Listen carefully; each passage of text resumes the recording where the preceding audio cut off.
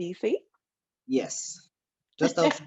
I'm in Maryland, but Yeah, like the DMV yeah, the area. Yeah. DMV area. Yes. Yeah. So welcome, welcome. Oh, I'm thanks for having me. welcome. I'm so pleased to get to know more about you. So why don't you just give us an introduction about your background and what you do? Okay. Like my name is Evan, and I studied graphic design at the University of Maryland. I worked a little bit part time while I was in school, for their Office of Community Engagement and their Department of Resident Life. When I left school, I did some contract work for the Morehouse School of Medicine in Georgia, and I worked in DC for the Brandire Agency. And that is, and now we are here today. So that's not present. Okay. Well, I had a chance to look at your website and he does very clean, modern work. It is so aesthetically pleasing. Yes, I really love it. So I wanted to ask you, you develop or design websites. Yeah, So do front end design and graphic design. I like to merge the two. Um, okay. I'm really interested in user interface and user experience design, so I really enjoy trying to see how I can merge web development with graphic design.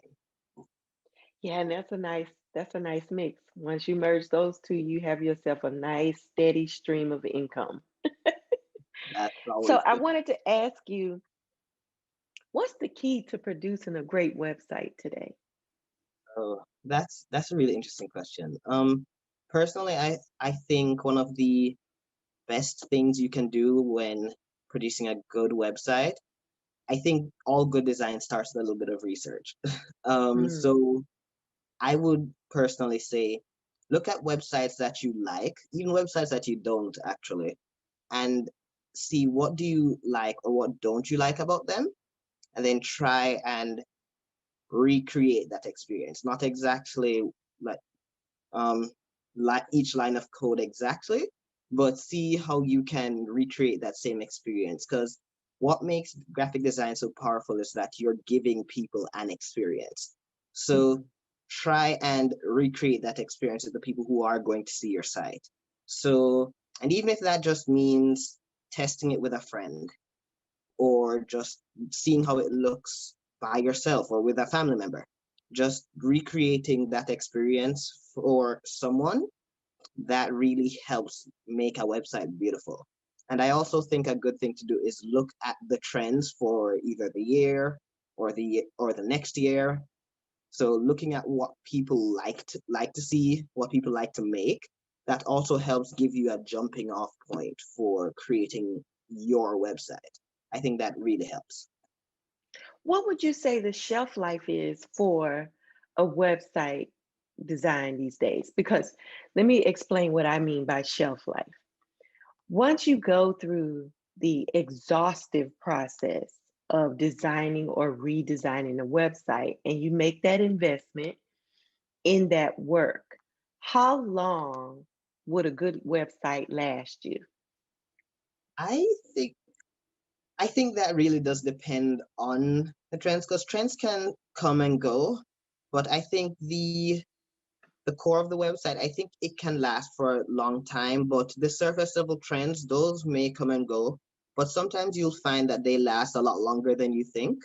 But the core of the website, I think that will last for a long time. So I think, for example, the like the HTML part, the structure of a website, that can last for a very long time.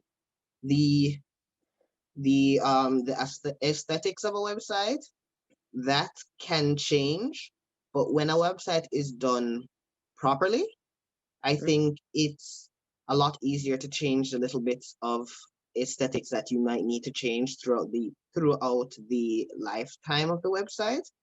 Though I Okay. would also recommend that maybe you don't change it too much because Hmm.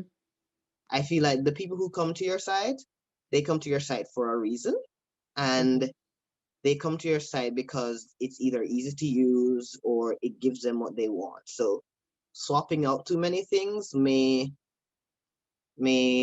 how do you say this? It may make the people who do come to your site, especially very regularly, a bit uncomfortable because they'll have to relearn what Mhm. you already set as a precedent.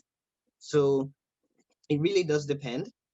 It's it's like if, for example, a website like Amazon, Oh this God, yes. is something that, like, Amazon is used by a lot of people in a lot of at a lot of different ages, a lot of different cultural backgrounds. Now Right. imagine they put the search bar somewhere completely different, or the shopping cart in somewhere completely different. Maybe it's hidden under a menu that's no longer on the right side, or Yes. something like that.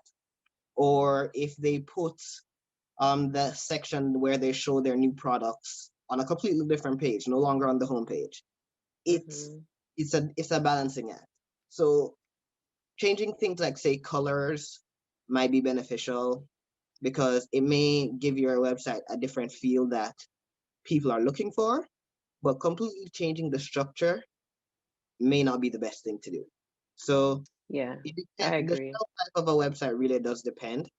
It's also really, you can also really gauge it to based on things like social media. If people don't like it, they will let you know. So, Yeah, you're right. so I feel like websites can last for a very long time. Okay. All right. So in addition to websites, you do illustration work as Yes, well.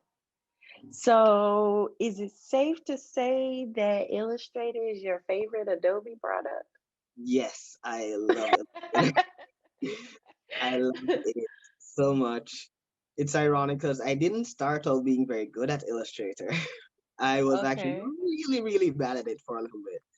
And when I started to work for the University of Maryland's Office of Community Engagement, my supervisor knew mostly Illustrator, so I was asked to do a whole bunch of things in Illustrator, Oh my. and I wasn't really good at it. I had more experience in Photoshop at the time, but Hmm. I was constantly asked to use Illustrator, use Illustrator, use Illustrator. So I just had to get good at it on the fly. So now I just really enjoy Illustrator so much. It's so much fun to use, at least for me. Yeah, I agree. And it's the possibilities are endless, It, with the things that you could do. Yeah. Yeah.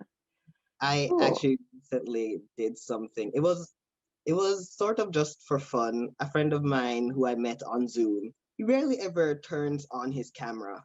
And so I was asked to guess what he looked like. and and so I had started to thinking about like how I think he looked, and then someone suggested that I draw it. Mm. It was the funniest thing. And so I drew it in Illustrator. And it was so much fun because I was starting to, because I knew the things like the freeform gradient tool existed. It was one of Adobe's more recent additions to Illustrator, but I hadn't Mhm. really gotten into it. So I'll try it out for this project. And I got so much fun from illustrating with it, like in terms of making colors. It reminded me about how some of Photoshop's gradients work. I still do think probably using gradients is easier in Photoshop because of how Illustrator works and how much of the computer's power it needs because Mhm. it's made vector, it makes vector imaging, but it made me feel like I was drawing in Photoshop, and I love that ability because I like I said I love Illustrator. So I love being able to do things in Illustrator. Honestly, for me, if I don't have to come out of Illustrator, I am You're happy. fine. So Okay. things like that. And being able to just jump in, and especially now in a year where you can't really go to too many places, just being able to jump into a software and kind of, I suppose, create a whole new world. Like Yeah. you can't go out into the world you have. So just creating a whole new world of different things, communicating through art and illustration. Being able to do that is a really fun thing, and my tool of choice for doing that will always be Illustrator. All right. And we were not paid by Adobe to No, promote Illustrator at all on this no, interview. we were not. So let me ask you this. I read that you are an enterprise design thinking practitioner Yes, certified by IBM. yes, I That's a am. mouthful. So It you is. have to Oh, tell it us is a what that mouthful. is. Okay. So that was one thing. I had an interview with someone from IBM, and what I didn't get that job, but he did recommend that I do some of their certifications. So I said, okay, why not, right? So I start. It goes in stages. So I had to do the first one first, which was the practitioner interview, and that that whole certification dealt with design thinking and the basics of it, and how to scale it up to very large businesses.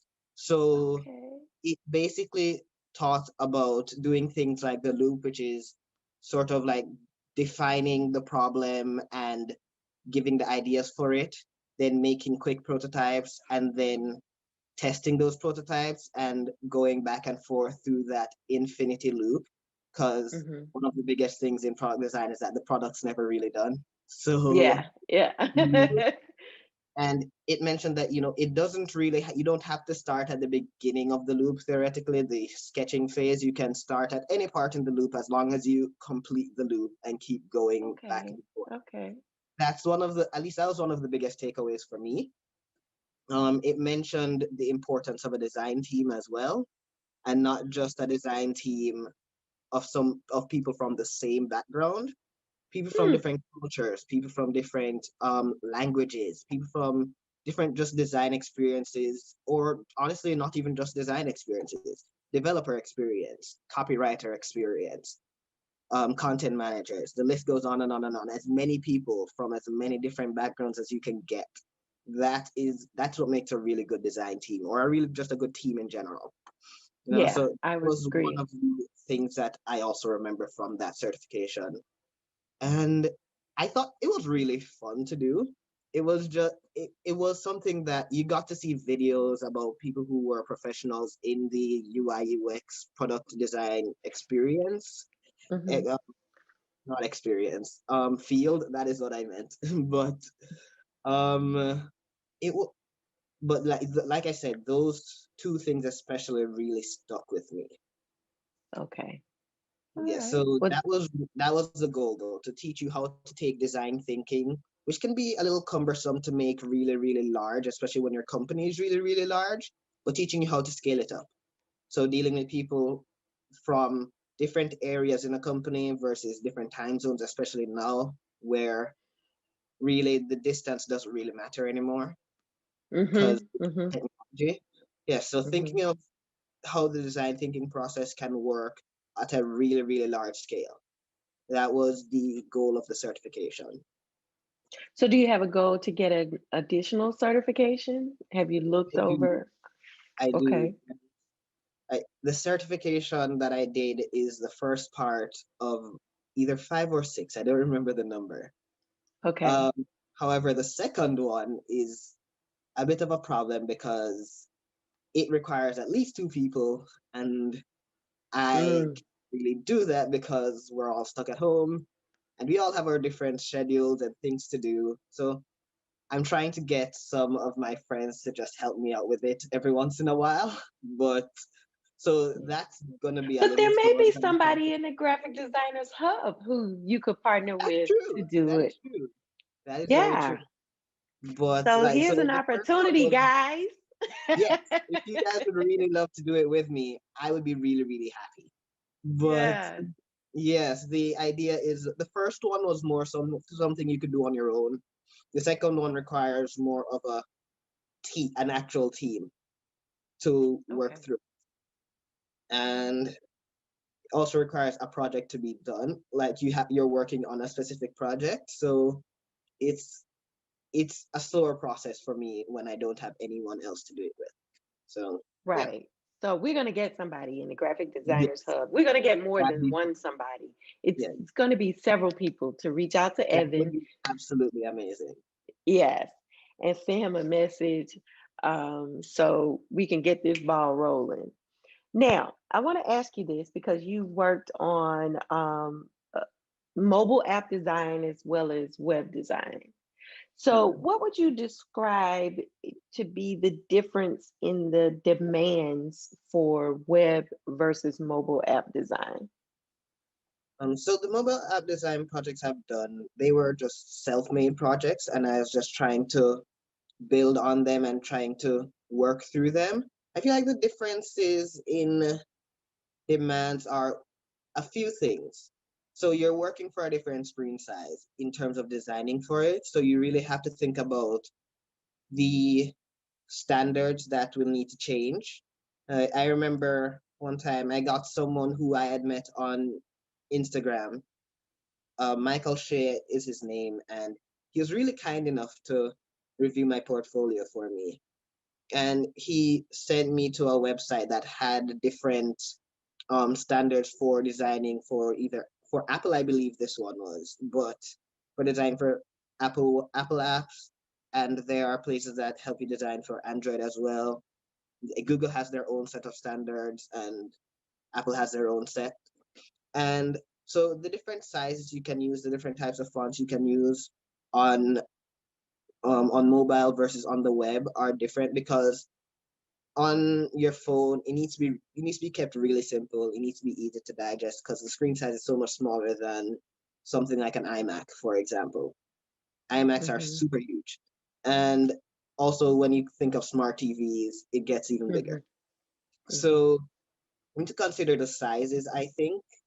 And as far as the web goes, even when it comes to the development stage, you even have to think of different coding languages as well because HTML versus languages for Apple like Swift or Java, they are different, and you need to think of how to work with them.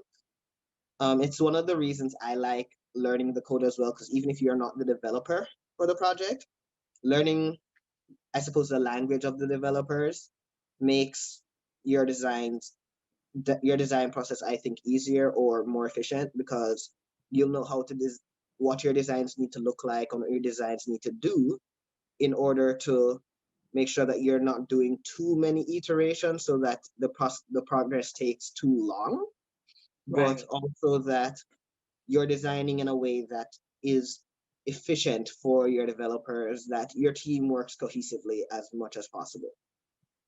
So Okay. things like that. All So I right. think those are some of the major demands. I think also how things can look on the different screens, Hmm. like the sort of top to bottom nature of phones, or the sort of not really card like style, but the what you can fit on a screen on things like and smartwatch versus Oh my goodness, yeah. can what you can fit on a desktop, for example. For the most Yeah. part, like you can fit almost anything on a desktop. Um, but when you think of a smartwatch where you literally have to fit as few things as possible and then swipe to the next screen, and it still has to be readable, understandable, and quickly digestible too, because a lot of times people are looking at their smartwatch screens while they're walking. So you have to be able to read it quickly and then be able to focus on where you're going or things like that. You have to be able to decide what do you need to put on the screen and what's important so that they can use the product while also being able to focus on the world around them, because you also have to think of the safety of your user depending on what you're making. So things like that. Right. Okay. Cool. All right. Um, what was your most challenging illustration project that you've ever worked on? Okay, I think that one's interesting. I think one of my most challenging ones, I would say, is for one project I did for school. I had to make a card game, and I loved that. I love that game so much. But I'm a huge board game fan, by the way. So making Okay. anything Okay. tabletop game related fills me with joy. So it was super fun, but it was a trivia game about animals in Africa. And Oh, I'm okay. also a huge animal lover, so the two of them just came together so well for me. So the project was I had to teach people about something. So my whole thing was teaching people about the big predators in Africa and also like the disadvantages, I suppose, of trophy hunting. So Mm-hmm. that was the premise of my game, and it each player played as one of the top predators. So hyenas, cheetahs, lions, that sort of thing, vultures, that sort of thing. And the goal was to show like the need the why these creatures need the prey animals and why we shouldn't, you shouldn't hunt them down and kill them. Like there's a balance that's maintained. And Mm-hmm. so players played as the predators and they were hunting pretty much. They were hunting the prey animals that were cards in the deck. And they basically had to answer the trivia questions so that they would successfully catch them. That was the premise of the game. And that Um, was the most challenging because you had to draw the animals, or to draw the animals, I remember I think it was Thanksgiving, the days of Thanksgiving, I spent the entire Thanksgiving holiday drawing these animals. wow. I drew zebras, lions, cheetahs, wildebeest, buffalo. The, the list went on and on and on. I think I drew 10 animals over the course of those 2 days. I think plus the predators, which are another five, if I'm not mistaken. Oh, I may wow. be wrong, Okay. but it was a decent amount of animals. So And then how I many had, cards are in the deck? I think we have 10 prey animals, five predator cards, and I think I printed out 10 of each of the deck animals. So I think I had about 50, if I'm not mistaken. I could be wrong, Okay. but Okay. yeah, that was around how much there were. And the goal was to finish. You had to get 9 cards before everyone else. So that was how the game ended. Um, and I kind of tried to infuse a whole lot of the things I have. I like watching animal documentaries, so a whole bunch of the things Hmm. I learned from these things, like how predators scavenge from other players, so players could take cards from other players depending on the situation. They could they a lot of times if animals chase after prey animals too quickly or too or without a plan, the animals just run away and they don't get to eat that day. So sometimes if you got the question wrong, you get to put the card back somewhere in the deck and just shuffle it over so that people Oh, didn't know okay. what's coming next, things like that. So, and I named it different. I named all of these actions different things like scattering and scavenging based on all of the things I was trying to implement.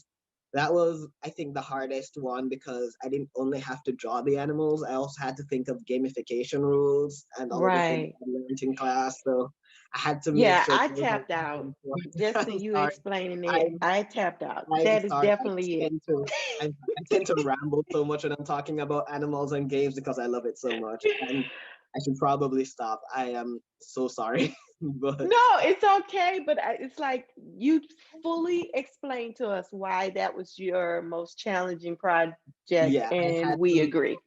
I had to We make sure agree. everything had a reason for being there. So I had to really think about how everything worked and how the animals worked. And then I had to make sure that everything in the game matched that. And then also Okay. at the time I made a mock-up for it, but because the internet didn't have one, I had to 3D model it myself. So Oh, that was wow. another thing Oh, too. It had so many layers. So I was like, okay, this one was hard. yeah, But I agree. so Good. and You got some joy out of it. yeah, You got to do your creative side as well as your love for animals. yeah, So let me it's long, ask but I you love my it. one final question Oh yeah. though. How can we get in touch with you other than in the group? Where should we reach out to you so we can, so these people can connect and you can get your next certification?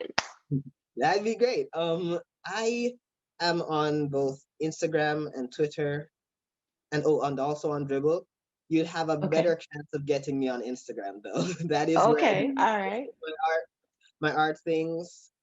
So on Instagram it's at Evan Zane Green, just my full name, no capital letters, no special characters, just Evan Zane Green, like the color EvanZaneGreen. Just that. Same thing on Dribble as well. On Twitter, it's the same thing except the E, the Z, and the G are capital, and there's a one at the end. So Evan Zane Green one, because Okay. I couldn't get the Evan Zane Green on Twitter. Someone took it. But Okay. Somebody anyway, took it. yeah, someone took it. But no problem. But yeah, so that is where I post most of my art, and that is where I check for messages on Okay. social media. So you can find me there. All right. Well, thank you so much, Evan, for being on the show today, and keep me abreast. I can't wait for the next certification, so keep me abreast of your progress. No problem. And thank you for having me. I hope I didn't talk your ear off too much. No, I learned a lot. I really did learn a Thank lot, you so and much. it was intriguing. So thank you so much. Thank you. Have a good Bye rest of bye. your day. All right. Bye.